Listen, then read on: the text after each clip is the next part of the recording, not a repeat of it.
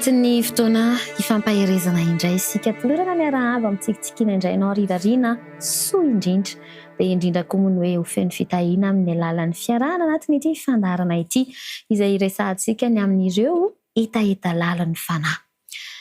Efa andro fahadimy sahady isika, efa inoana fa maro ireo lohahevitra efa niarahana hita ka efa nahazo hery ianao kanefa mbola mifameno amin'izay efa niarahana indray dia araka ny firarianako moa dia hoe ho fitahiana ho anao manokana ity fotoana androany ity ary resaka manokana indray no ifanaovana aminao fa hanimboantsika azy andao entina hambavaka izany. Rainay tsara indrindra Andriamanitra izay any an-danitro, misaotra izahay satria afaka manohy ity fiaraha-mianatra ifampaherezanay ary indrindra ndraisanay hery fitahiana ary ny soa indrindra avy aminao ity. Da io izao fotoana izao aminaran'i Kristy. Amen. Inandray ary ny hafatra manokana tiana hoentina amiko sy aminao ary raha miresaka aminao hoe hafa mihitsy ity androany ity dia izy ity zany dia miditra amin'ny lafiny fampiarana misimisy kokoa. Eo amin'ireo etaeta lalan'ny fanahy manko dia misy ny fampiarana azo anoroana hevitra na torohevitra mahasoa mihitsy raisitsika avy amin'ny baiboly ary entintsika ihany koa hiandrasana ny fiavianam-boninahitry Jesosy Kristy ilay amarana ny fahoriana amin'ity tany ity ary ilay mampahery sy mitahantsika eo am-piandrasana azy. Dia nampitondraina ny lohateny izany ity androany ity manao hoe mahay mifandray. Ao anatin'ny famalinan'ireo etaeta lalan'ny fanahy ihany tokoa manko no hoe mba ho tsara ary mba ho hay ny mifandray. Ka inona re no tiana zaraina aminao androany? Andeha hanimboantsika ny fizarana an'izany dia ny famakiana ny tenin'Andriamanitra dia izay lazain'ny Kolosiana 3:4-10. Kolosiana 3:4-10 dia misy an'izao andiny soratra masina izao vakitsika aminaran'i Kristy manao hoe ary aoka ho ambonin'izany rehetra izany ny fitiavana fa fehy ny fahatanterahana izany. Averiko kely fa tomandona fo ary manana hafatra sahady manandanja-pita amiko sy aminao. Ary aoka ho ambonin'izany rehetra izany ny fitiavana fa fehy ny fahatanterahana izany. Rehefa ny fitiavana ny manjaka, inoko fa samy resy lahatra amin'izany zase ianao raha mijery ny manodidina naiza na amin'ny toerana manahoana rehefa ny fitiavana ny manjaka dia tsapa fa tena hoe atao ampitiavana tokoa ny zavatra rehetra na izay atao na ny tenenina na ny fihetsika na izay kasihana ninona dia tena hoe ampitiavana raha toka ny fitiavana tokoa ny manjaka. Fa eo amin'ny ampiarana an'izany eo amin'ny fifandraisana dia inona tokoa ary moa ilay atao hoe mahay mifandray mba hanoroana an'izany asa ianao hoe hiatrehana an'izao fiainana efa sarotra izao mba nahatonga anao ahajoro mifanampy amin'izay fiarahantsika mandeha amin'Andriamanitra dia amin'ny fifandraisantsika ahoana tokoa izany.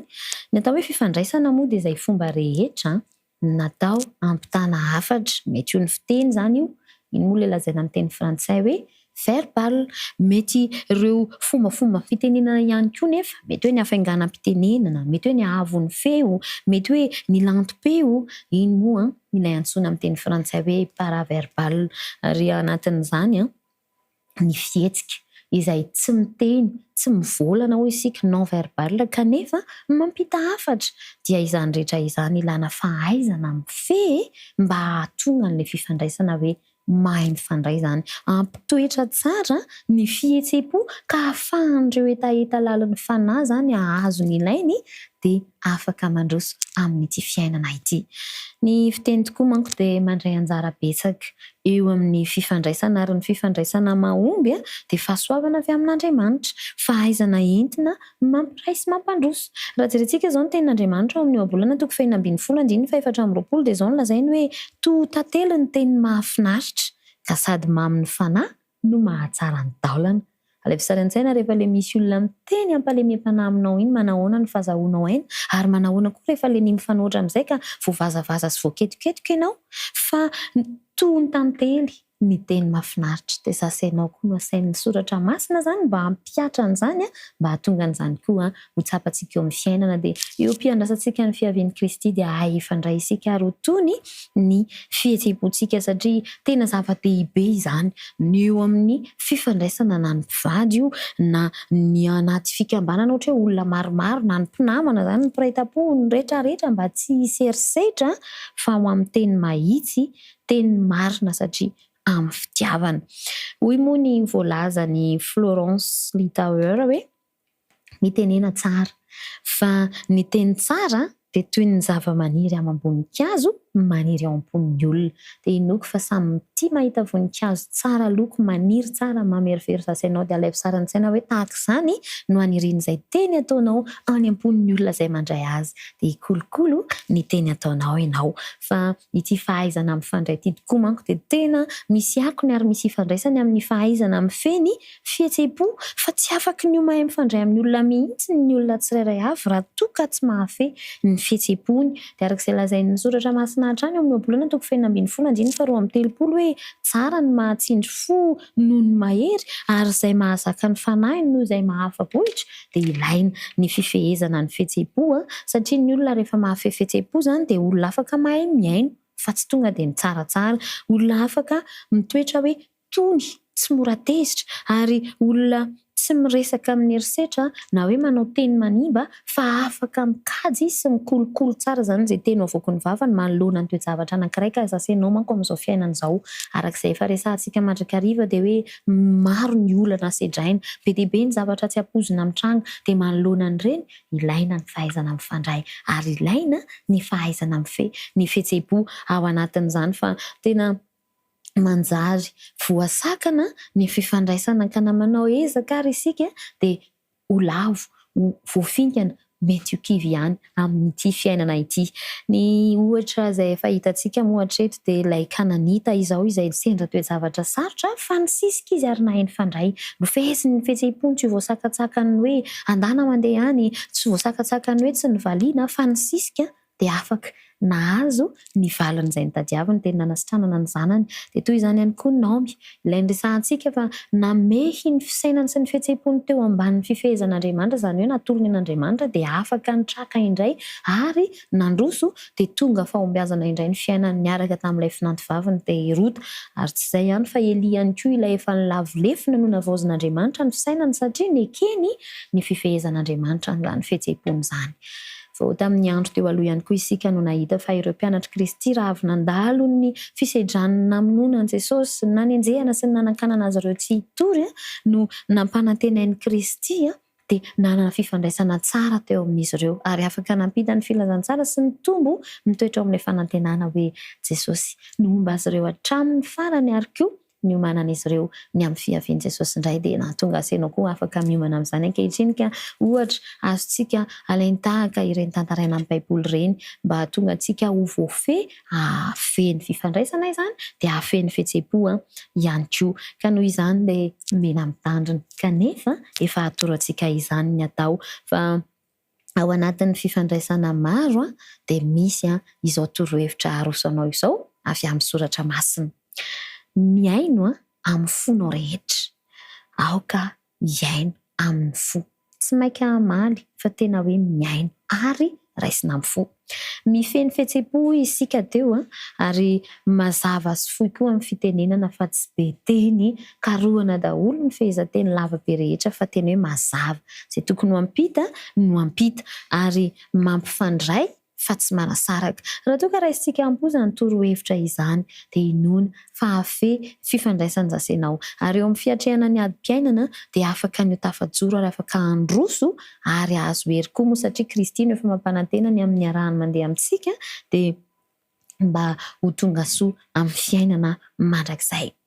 Misy filozofa iray, Sokrata, nanoratra na hoe nilaza izao zavatra teneniko aminao izao hoe tsy amin'ny fitenenana no ahafantarana ny endry, fa amin'ny fomba fiteniny. Averiko kely, tsy amin'ny fitenenana no ahafantarana ny endry, fa amin'ny fomba fiteniny. Azonao an-tsaina ve ny fahendrena entin'izany teny izany raha raisinao am-po tokoa? hoe manahoana ny fomba fiteninao, manahoana zany le fomba fifandraisanao, ny fanehoanao ny avy any anatinao. Rehefa voafeny fihetseham-po dia afaka ny tono isika teo, afaka ny miresaka tsisy erisetra hoy isika, afaka ny hoe miaino dia miresaka ihany koa fanandrify amin'izay ilaina. Ka tiana zany ny mampahery asa ianao manoloana an'izao fiainana sarotra izao. Mifikitra amin'Andriamanitra isika ary manaiky ho fehezin'Andriamanitra ny fisainana sy ny fihetseham-po eo amin'ny fifandraisantsika ihany koa amintsika samitsika dia ho ataontsika tena tsara. Tsara zany le fifandraisana amin'Andriamanitra dia tsara koa le fifandraisana amintsika olombelona samy olombelona. Rehefa izany manko dia mahay mifandray, mahafehy fihetseham-po ary afaka ho tonga amin'izay tanjona tiana ho tratrarina. Amin'ny tianantsika azy dia izao no andeha ambara. Ny tenintsika dia fitaovana entina manome aina, entina mampiray na koa tandremo fa entina manimo. Izay avoakanao zany na zany iny hanome aina ny hafa ahafahany mbola mitohy amin'ity fiainana ity, na iny mampiray zany hoe raha nisy ny sara-kevitra na nisy vondrona tsy miaraka dia lasa tafaray, na ny ratsy be dia manimba hoe efa nisy fifandraisana teo dia ravana tapaka noho ny teny izay nataonao na noho ny teny izay nataoko dia andeha tandremana izany. Ary ny fametrahantsika amin'Andriamanitra ny fiainantsika hatrany, ny fanakinantsika arak'izay efa niarahan'ny nianatra ny hoe ny fisainana sy ny fihetseham-po avela ilefitra ho fehezin'Andriamanitra hatrany, ny fanekentsika ny fanavaozan'Andriamanitra ny fisainantsika ary ny fiekentsika hoe iaina n'ilay fampanantenana ny melo fa ho avy tsy ho ela Kristy ary izy no mombantsika ambara-pahatonga ny fahataperan'izao tontolo izao. Ny fiainantsika an'izany no ahafahantsika koa miatrika ny fifandraisana na sarotra eo amin'izao fiainana misy atsika amin'izao fotoana izao. Ary mazava loatra moa fa ny fifandraisana tsara dia fanehoana ny fitiavan'Andriamanitra. Andriamanitra manko fitiavana ary Andriamanitra tsara fifandraisana amin'ny fanehoany an'izany fitiavana izany dia mba ho taratra ny fitiavan'Andriamanitra eo amin'ny fiainantsika ihany koa ny fifandraisana izay asehontsika satria isika efa manana azy miaina manjaka ao anatin'ny fiainantsika. Ka aoka zany isika ho mpampiavana raha tsorina ny resaka fa tsy mpampisaraka. Aoka isika ho mpamaolana fa tsy mpanampiolana ary ny etaetan'ny fanahintsika amin'izay fotoana izay dia mba ho tohy hoe ho feno zany ny bangatsapantsika eo amin'ny fiainana ary ho falifaly koa isika miatrika ny fiainana dia ny afaka manodidina antsika, mifandray amintsika, mifanena, mifampiresaka, mifampiraraha ary mifampikasoka amintsika dia ahita fifaliana satria isika ilay mahay mifandray. Olona itoeran'ny fiadanam-pon'i Kristy, itoeran'ny fanantenana ny fiaviany indray. Fanamby kely ary ho azy ho anao dia ao amin'ny Kolosiana 4:4-5 manao hoe aoka ny fiteninareo ho amin'ny fahasoavana mandrakariva, ho mamsira mba ho fantatrareo izay tokony havalinareo ny olona rehetra. Averiko kely indray, aoka ny fiteninareo ho amin'ny fahasoavana mandrakariva, ho mamsira mba ho fantatrareo izay tokony havalinareo ny olona rehetra. Dia ikolokolo fifandraisana tsara dia ny ity zasenao mba hiomanana ho amin'ilay fifandraisana amin'ny fiadanana mandrakizay iarahana amin'Andriamanitra any an-danitra any. Andeha hivavaka isika. Andriamanitra iray tianay eo misaotra indrindra ny amin'izany afatra feno fitiavana na tsapana ny fitiavanao izay tia mifandray amin'ny fitiavana izany. Mate ho takanao izahay koa amboary ho vao ary fehezo ny fihetseham-ponay sy ny fisainanay ny mombanay mba hahaizanay mifandray itoeranay araka ny sitraponao. Anaran'i Kristy, amen. Dia ny fiadanam-pon'i Kristy anie ho ampitoerany aminao hatrany hatrany mandram-peo indray ary.